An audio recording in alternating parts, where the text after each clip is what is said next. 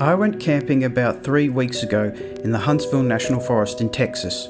Me and 3 friends that came home for the weekend. They are all in college and usually we all get together, at least once a year, old friends from high school. For the camping trip we planned to go backpacking deep in the forest, live off of fish that we catch and animals that we trap. We had been doing this for a while in Texas and in numerous places.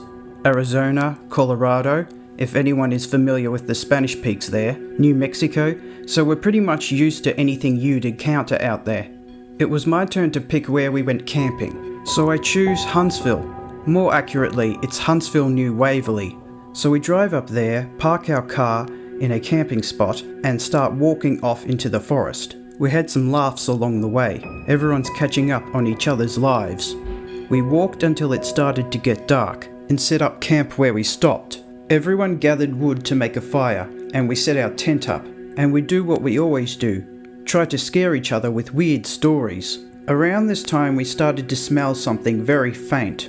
It was noticeable but not overbearing. We couldn't put our finger on what it was, so we just carried on. Mike had to go piss, and he walked off in the forest. A second later he came back running, piss all down his jeans like he'd missed really bad. Immediately we all crack up and throw jokes at him. Then we notice that he was white as snow and trying to catch his breath. He starts screaming for us to follow him and runs off. We all get serious and go follow him, not knowing what the problem was. We start to hear a faint scream and crying in the distance, in the direction we were running. It was pitch black away from the camp and Mark had the only flashlight.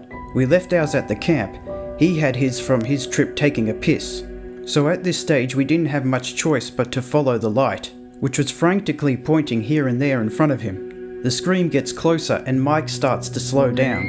We then noticed a ratty old cabin that looked like it was abandoned, except for a faint light that we could see from one of the mildew-covered windows. The crying was intense. Whoever it was couldn't breathe enough to let out a full yell. We all followed Mike up to the front door and we could hear all the crying from inside. As soon as he knocked on the door, it stopped. We all waited and heard really heavy footsteps walking fast to the door. There was a giant slam against the door and the sound of a bolt unlocking. Then nothing. We waited for a bit, knocked a few more times, but still nothing happened. We walked around the house. There was no fucking way any of us were leaving each other's side, and noticed a window, which was a good way up. Alex took a deep breath and asked us to give him a boost so he could see inside.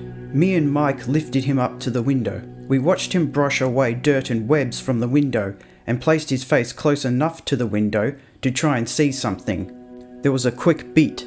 Then suddenly he breathed in fast and let out a loud scream. Then he fell back from the window, screaming bloody murder the whole way. We all tried to calm him down, but he was hysterical.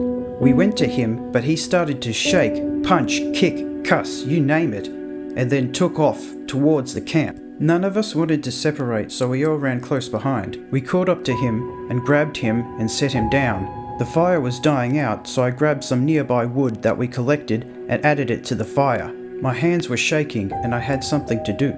I went back to Alex and we all tried to calm him down. He wouldn't. He kept screaming and was breathing so hard that he eventually fainted. All of us are terrified now, and we all kept the fire high until sunrise. Periodically Alex kept waking up, screaming just like before. By sunrise he was up and looked catatonic, just mumbling to himself and whimpering. Me and Mike decided to go look at the cabin now it was daylight. We searched where we thought it was, except there was nothing there. Nothing at all. The indistinct smell from last night had grown into a very strong smell of something dead, something stale. We headed back into the campsite. When we got there, we found Alex had chewed into the sides of his face and swallowed so much blood that he was throwing up. John was at his back, and he looked like he was about to die from exhaustion. I guess we all looked that way. I just didn't notice until I saw his face. Alex said quietly that we need to leave, now. We all started to pack up the tent. It started to rain heavily. It was about noon, and the sky started to grow really dark. Alex started to go into a panic. He went and grabbed a large stick and yelled at us to leave it and leave, now, or he'd knock us out and drag us out of there himself. Mike started to yell at him, and they started to fight. We broke it up and finished packing, and then started to make our way back. After a while, we arrived at a creek we had crossed the previous day, only it was flooded over, and the water was moving too fast for us to cross it. Alex started to scream again, yelling at Mike for taking his time, packing up the tent when we could have gotten out of there. This went on for a while until we finally convinced Alex to calm down and tell us what happened. He said as soon as he put his face to the glass, a face on the other side did the same thing, and started to smile really big. It had dark eyes and a dark mouth, which was much bigger than Alex's. As the smile got as large as it could, a giant shadow behind it swung something down and sliced its face off. The face was stuck to the window, and he said it started to laugh quietly as it slid down. Mike, still pissed off, and though he wouldn't admit it, begun to freak out. Started to argue with him again. We eventually started to follow the creek for a way to cross. We then started to see toys floating in the creek. Really old toys, old Barbie dolls and baby dolls.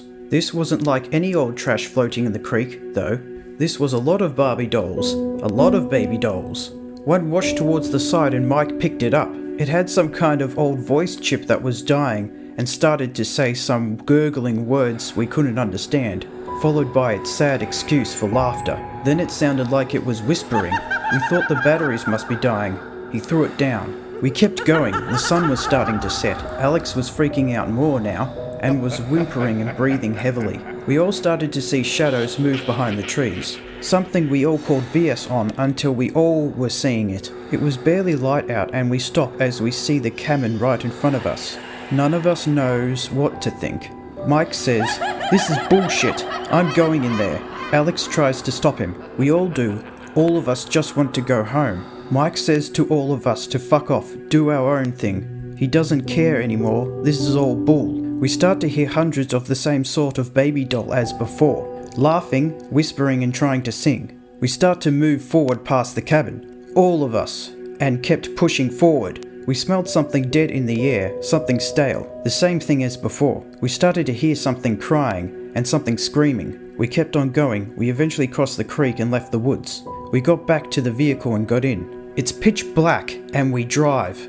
We're about to get on the 45 to Houston, but the road is under construction and can't be accessed. It points to a detour. As we head towards the detour, it seems to be a small, bumpy dirt road going into the woods.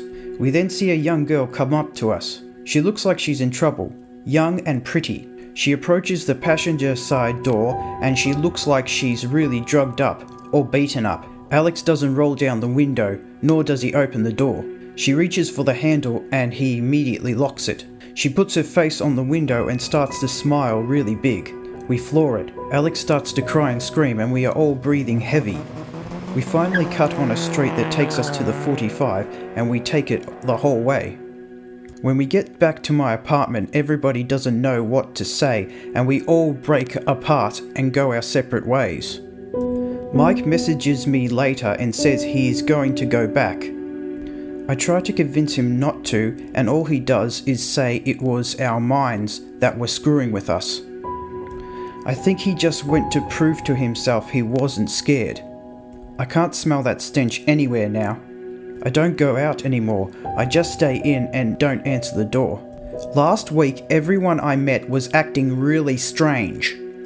People that I knew for a long time and total strangers. My own dad, when I went to his place to eat supper with him, he just watched me, strangely, when I was sitting down. He didn't say a word the whole time. I kept asking him, "What's wrong?" He just slowly shook his head. When I was leaving to go home, I turned to wave. He had black eyes and an open mouth like he was in pain. When I started to walk back, he shut the door and bolted it. I stayed there knocking and knocking. Nothing. I called him, his phone was disconnected. I even called the police. Halfway through the questions they were asking me, the connection started to fade into static. I could hear a faint mumbling, singing and laughing. Mike has completely vanished. There is not even a record of him being alive. When I called Alex's house, they talked to me like I was some salesman. They say they don't know any Alex and to please stop calling. The person who tells me that is Alex's mother. I can't get hold of John. Someone knocked on my door, and when I went to look, I saw a face completely covering the peephole, and a giant smile started to form. I called the cops again, and instead of turning into static, they got really strange. "Sir, are you affected by any drugs at the moment?" "No." "Are you coming home anytime soon?" "Excuse me?" "Come home." And the phone call ended. My mail slot swings every now and then. Someone is sliding pieces of baby dolls through it. I try to call people now, and all I can hear is static and bad baby doll noises and crying and screaming. My TV is busted, but when I go to piss I can hear it. I might be going insane. Whoever lives above me started to scream in pain and crying deeply recently. I hear giant footsteps from their apartment. I hear bangs and something falling to the ground. From the neighbours to the right of my apartment, I hear what sounds like a baby that never gets tended to, and then it sounds like a baby doll whose batteries are dying.